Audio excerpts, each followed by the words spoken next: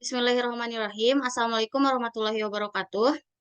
Eh, kepada yang terhormat Bapak Haja Saifuddin Rahmatullah MSI, di sini kami dari kelompok 2 akan melakukan presentasi mengenai ekstraksi, vaksinasi, uji toksinasi, dan identifikasi senyawa metabolis sekunder pada cabai Jawa yang berpotensi sebagai insektisida.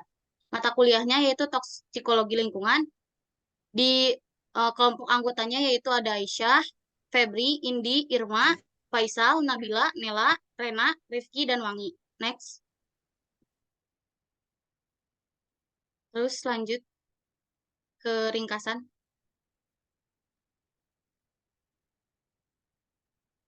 Nah, baik, di sini ada ringkasan yang akan dibacakan oleh Febri. Baik, terima kasih kepada Nela. Di sini ada ringkasan di mana cabai Jawa merupakan tanaman asli Indonesia yang terdapat di sebagian besar wilayah Indonesia dan dapat ditanam di pekarangan, ladang, atau tumbuh liar di tempat-tempat yang tanahnya tidak lembab dan berpasir seperti di dekat pantai atau hutan. Cabai Jawa memiliki sifat insektisida dan akrisida. Salah satu upaya untuk menangani serangan hama pada tanaman yaitu dengan menggunakan pestisida kimia. Padahal, pestisida kimia jika digunakan terus-menerus akan menimbulkan dampak buruk bagi manusia dan lingkungan. Untuk menangani hal ini digunakan pestisida yang ramah lingkungan, yaitu pestisida yang berasal dari tanaman yang dapat mengurangi dampak negatif bagi lingkungan maupun kesehatan. Salah satu bahan alam yang dapat digunakan sebagai fungisida nabati yaitu daun cabai Jawa. Namun selama ini belum banyak dilakukan penelitian yang meneliti mengenai pestisida nabati dari cabai Jawa. Oleh sebab itu, kami memfokuskan penelitian mengenai ekstraksi, vaksinasi, uji toksisitas, dan identifikasi senyawa metabolit sekunder pada cabai Jawa yang berpotensi sebagai insektisida. Baik, terima kasih kepada Febri. Di sini ada bab 1 yaitu pendahuluan. Nah, latar belakangnya di skip aja ya. Langsung ke rumusan masalah yang akan disampaikan oleh Irma. Rumusan masalah, maaf. Nah, ya. Selanjutnya ada rumusan masalah yang pertama, bagaimana tingkat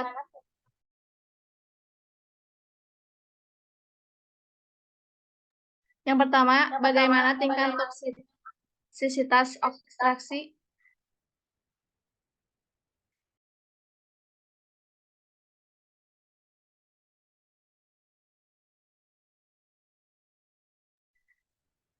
bagaimana tingkat toksisitas ekstra buah cabai Jawa dapat diukur dan dievaluasi secara efektif. Yang kedua, bagaimana proses ekstraksi dan identifikasi senyawa metabolit sekunder pada cabai Jawa dapat dilakukan dengan tujuan menemukan senyawa yang berpotensi sebagai insektisida.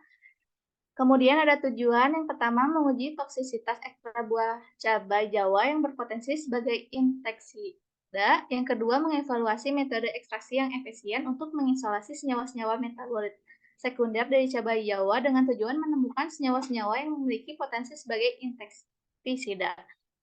Kemudian ada luaran yang diharapkan. Yang pertama, diketahui tingkat toksisitas ekstra buah cabai Jawa yang berpotensi sebagai insektisida. Yang kedua, diperoleh senyawa-senyawa yang memiliki potensi insektisida dari ekstraksi buah cabai Jawa. Yang ketiga, dihasilkan produk dari ekstraksi buah cabai Jawa berupa insektisida. Yang keempat, dihasilkan jurnal yang terakreditasi yang dapat dipublikasi dan bermanfaat bagi orang banyak, baik skala nasional maupun internasional.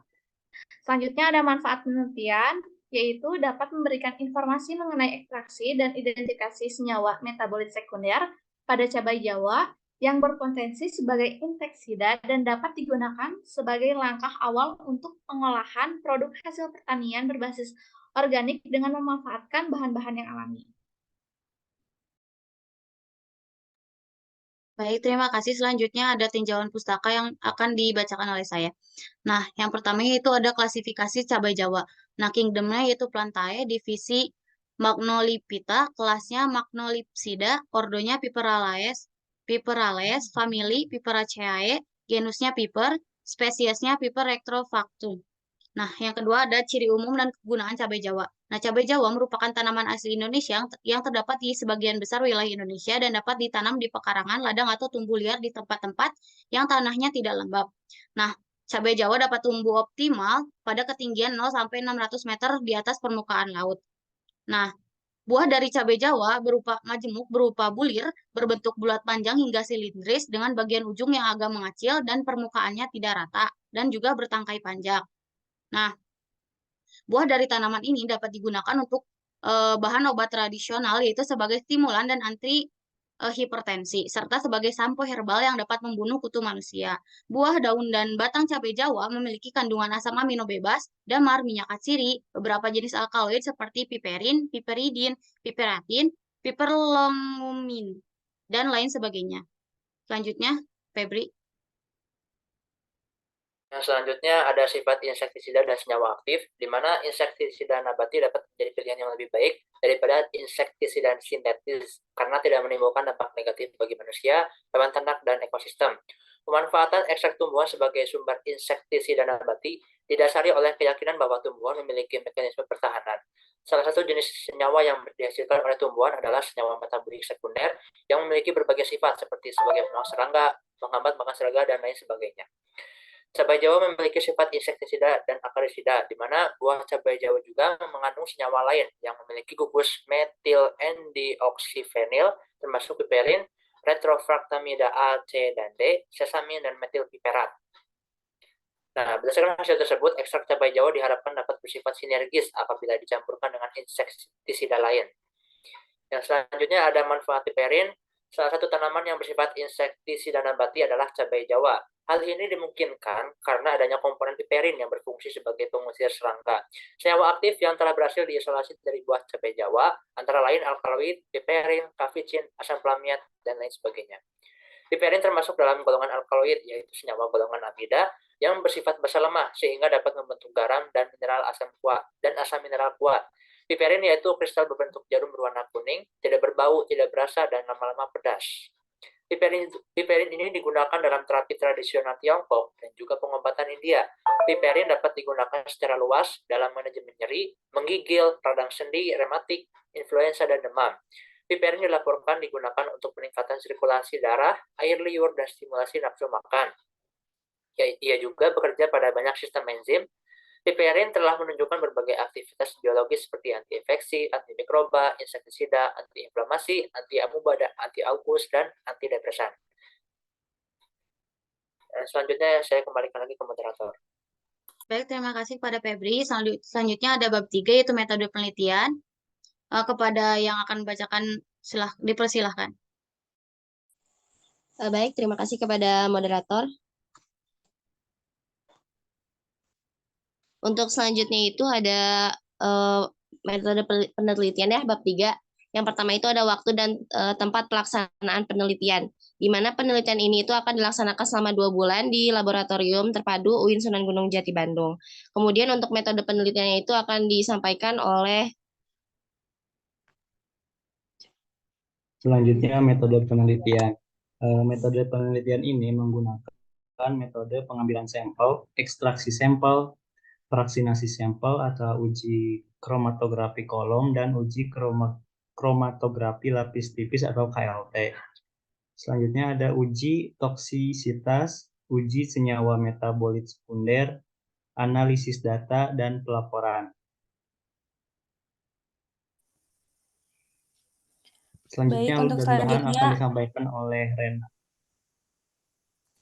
Baik, terima kasih untuk alat dan bahan. Untuk alatnya, alat yang digunakan adalah ember, kertas saring, seperangkat alat vakum rotary evaporator, seperangkat alat ekstraksi, hot plate, tabung reaksi, plat KLT, oven, spektrofotometer, UV vis, lampu UV, corong pisah, kolom kromatografi, benjana kromatografi lapis tipis, gelas ukur, tabung reaksi, pipet, kapiler, pipet tetes, plat tetes, penetes air, vial, kertas saring, corong, pingset, kapas, spatula, aluminium foil, wrench analitik, pisau penjepit kayu, plat kit, dan ember serta tisu.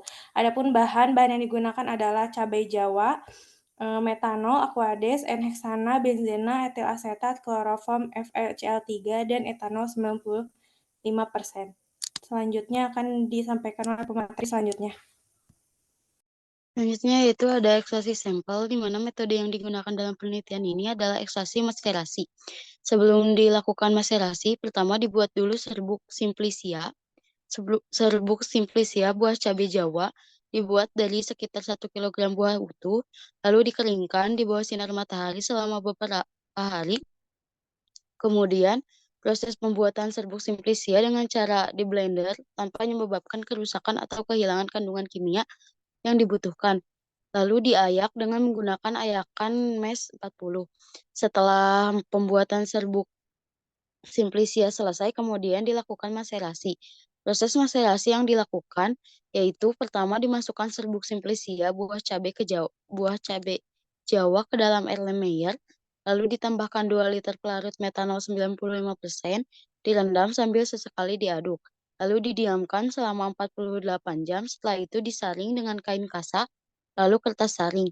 Ampas yang didapatkan kemudian dimaserasi sampai hasil filtrat maserasi mendekati warna pelarut metanol 95%.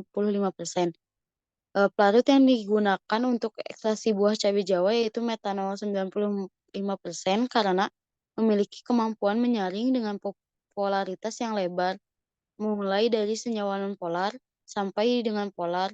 Proses maserasi menggunakan metanol 95% karena sifatnya mampu melarutkan hampir semua zat.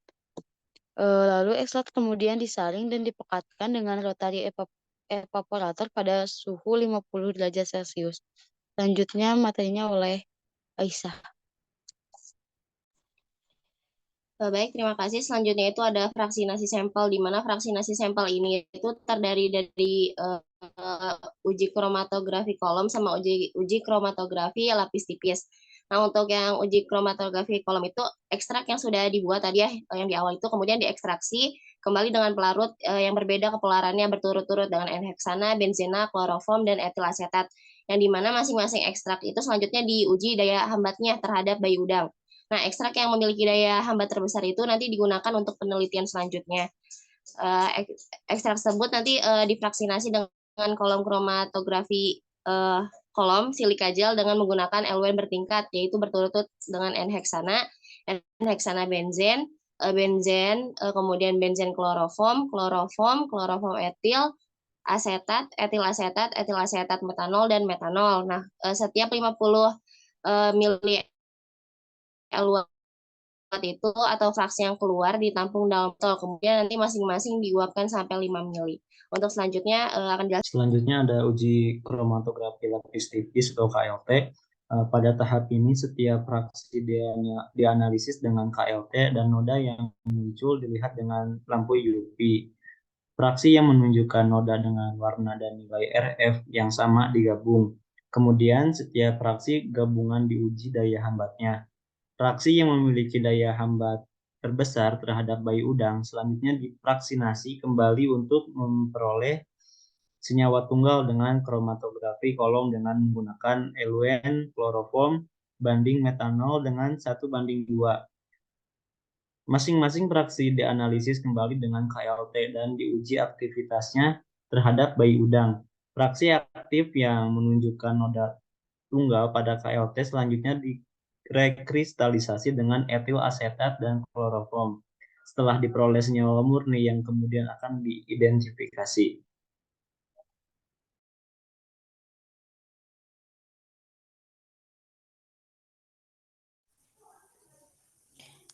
Baik, untuk materi selanjutnya mengenai uji toksisitas, untuk pertama ada persiapan larutan uji, dilakukan pengenceran terlebih dahulu pada ekstrak cabai Jawa untuk mendapatkan ekstraksi yang berbeda.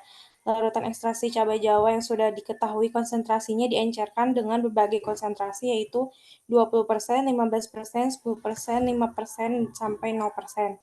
Dengan menggunakan rumus V1M1 sama dengan V2 dikali M2. Maka diperoleh volume akhir V2 sebesar 125 mili. Dengan demikian, air yang perlu ditambahkan sebagai bahan pengencer larutan yaitu sebesar 75 mili. Untuk yang kedua, ada persiapan organisme uji. Organisme uji yang digunakan pada uji toksisitas ini menggunakan bayi udang atau baby shrimp yang didapatkan dengan cara membeli, tidak dengan budidaya bayi udang secara langsung. Digunakannya bayi udang ini karena kemudahannya untuk ditemukan serta memiliki harga yang cukup terjangkau. Selain itu juga bayi udang ini sangat sensitif terhadap zat toksik di dalam air. Mereka merespon perubahan kualitas air dengan cepat dan menunjukkan efek toksisitas dalam waktu yang relatif singkat, yang membuat ideal untuk mengukur efek toksisitas potensi suatu zat. Dan terakhir ada pengujian toksisitas pada organisme uji. Ekstrak cabai Jawa diuji pada konsentrasi LC25 dan LC50 berdasarkan hasil uji toksisitas. Bayi udang disemprot pada seluruh permukaan secara merata dengan sediaan ekstrak pada konsentrasi yang telah ditentukan. Lalu dibiarkan beberapa saat dan selanjutnya bayi udang tersebut dimasukkan ke wadah plastik tertutup dan dibiarkan selama 48 jam. Setelah 48 jam, bayi udang dengan perlakuan digantikan dengan bayi udang tanpa perlakuan. Kemudian diamati antara dua pengamatan tersebut. Untuk materi selanjutnya disampaikan oleh pemateri selanjutnya.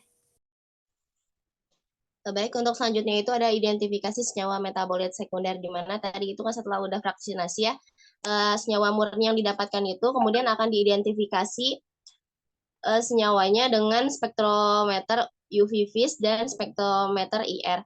Nah, untuk mengetahui struktur kimia senyawa tersebut, nah sebelumnya senyawa murni yang dilarutkan itu terlebih dahulu dengan pelarut organik seperti etanol dan kloroform. Nah, setelah pengkalibrasian spektrometer IR, kemudian senyawa murni dapat diuji dan dihasilkan spektrum yang akan dianalisis. Untuk selanjutnya saya kembalikan lagi pada moderator. Baik, terima kasih. Di sini ada bab 4, yaitu biaya dan jadwal kegiatan yang akan disampaikan oleh Wangi dan Indi. Kepada pemateri, saya persilahkan. Baik, selanjutnya ada anggaran biaya kegiatan penelitian. Yang pertama ada nama barang dan bahan, jumlah dan biaya. Barang yang pertama itu ada cabai Jawa dengan jumlah yang digunakan sekitar 1,5 kg dan dengan biaya Rp225.000. Selanjutnya ada udang kecil atau baby shrimp dengan jumlah 1 kg dengan biaya Rp80.000. Yang ketiga ada metanol dengan jumlah 2 liter dengan biaya Rp25.000. Yang keempat ada peralatan penunjang dengan biaya Rp240.000 dan biaya lainnya Rp100.000, sehingga jumlah total biaya yang akan digunakan yaitu Rp670.000. Baik, selanjutnya itu ada jadwal perencanaan kegiatan penelitian, di mana dilakukan persiapan dan juga penyusunan proposal pada minggu keempat di bulan Oktober.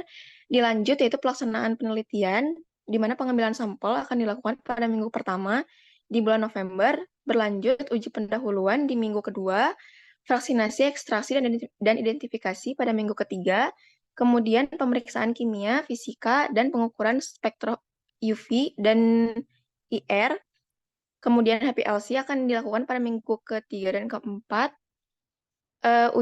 Kemudian ada uji potensi antibiotik akan dilakukan pada bulan Desember di minggu pertama.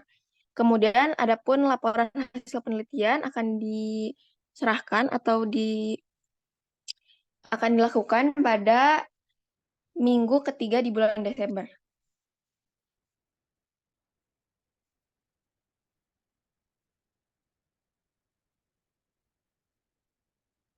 Baik, di sini ada lampiran yang akan disampaikan oleh Nabila. Untuk selanjutnya ada lampiran. Yang pertama ada lampiran biodata anggota pelaksana. Bisa langsung next page aja.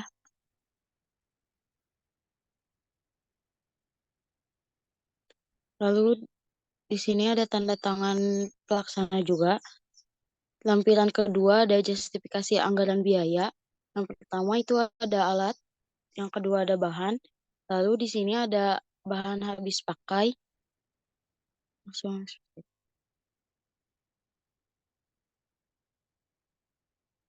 Dan ini ada anggaran lain-lain. Mungkin untuk lampiran ketiga ada organisasi penentuan tugas dan pembagian tugas. Mungkin cukup sekian, saya kembalikan kepada moderator. Baik, terima kasih kepada seluruh pemateri yang sudah menyampaikan materinya.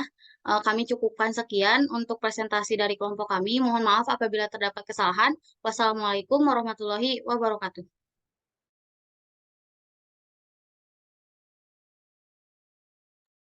Udah kan? Apa?